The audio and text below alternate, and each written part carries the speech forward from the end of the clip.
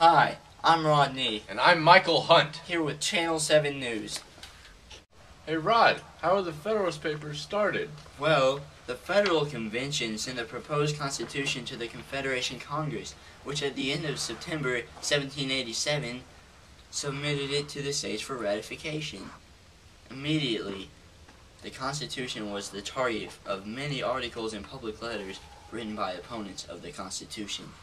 Federalist Hamilton decided to launch a measured and extensive defense and explanation of the proposed Constitution as a response to the opponents of ratification, addressing it to the residents of New York. He wrote in Federalist Paper No. 1 that the series would endeavor to give a satisfactory answer to all of the objections which shall have made their appearance that may seem to have any claim to your attention. Am I to understand Hamilton wrote all these by himself? Well, Hamilton recruited collaborators for the project. He enlisted John Jay, who after 4 strong essays, Federalist numbers 2, 3, 4, and 5, fell ill and contributed only one more essay, Federalist number 64. Though he wrote a pamphlet in the spring of 1788, an address to the people of the state of New York, that made his distilled case for the Constitution. Hamilton cited it approvingly in Federalist number 85. James Madison, present in New York as a Virginia delegate to the Confederation Congress, was recruited by Hamilton and Jay, and became Hamilton's major collaborator. Governor Morris and William Dorr were also apparently considered. Morris turned down the invitation, of course, and Hamilton rejected 3 essays written by Dorr. Dorr later wrote in support of the 3 Federalist authors under the name Philo Publius, or Friend of Publius. You may ask why Publius was the chosen alias. No one really knows, but that's the pseudonym in which the series would be written, but everyone knows it was accredited to those 3 people. While many other pieces representing both sides of the constitutional debate were written under Roman names, Albert Furtwängler contends that Publius was a cut above Caesar or Brutus, or even Cato. Publius Valerius was not a late defender of the Republic, but one of its founders. His more famous name, Publicola, meant friend of the people.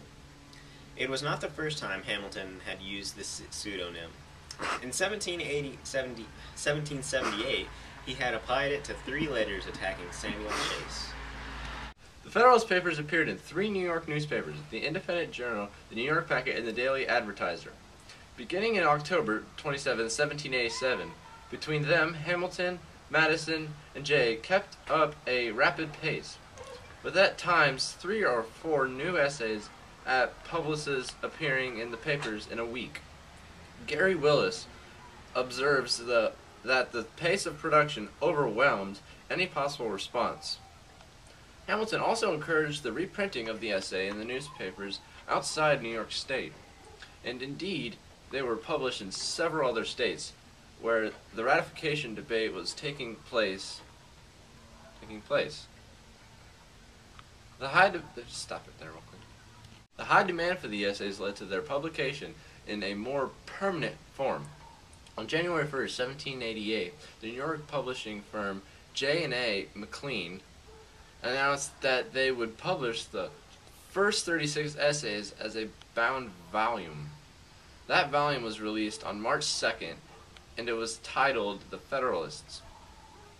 New essays continued to appear in the newspapers. Federalist number 77 is the last number to appear first in that form, on April 2nd. Thank you, Michael. That was very interesting. So, tell us a little bit about our next topic, the Articles of Confederation. Alright, the Articles of Confederation were 7 articles made by the founders of our original country. They first gathered on the 15th day of November in the year of our Lord, 1777. It was the 2nd year of independence for America, and they agreed that we needed a single government. But they did disagree on how much government should have power. Most were afraid of a tyrannical group, and so they decided more states needed power than a centralized government. As I said earlier, there are 7 different articles. So, can you explain a little bit more about these articles? Yes. You see, in Article 1, the Founding Fathers decided that it would be best that we set up a form that was a confederacy instead of a centralized government. This means there was one group of states and we were not ruled by one power. They decided this would be called the United States of America. Awesome.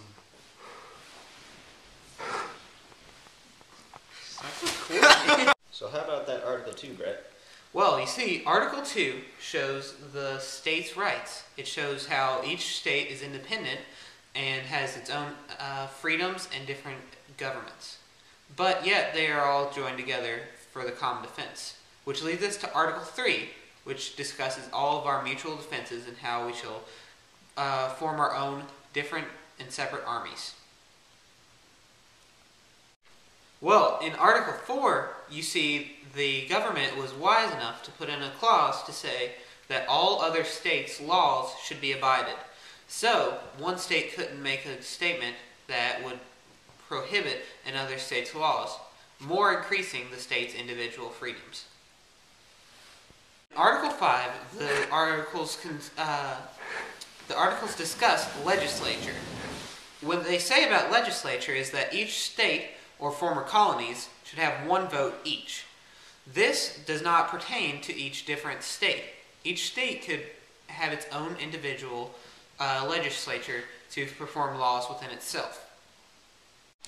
Article 6 discusses the rights that the citizens cannot have.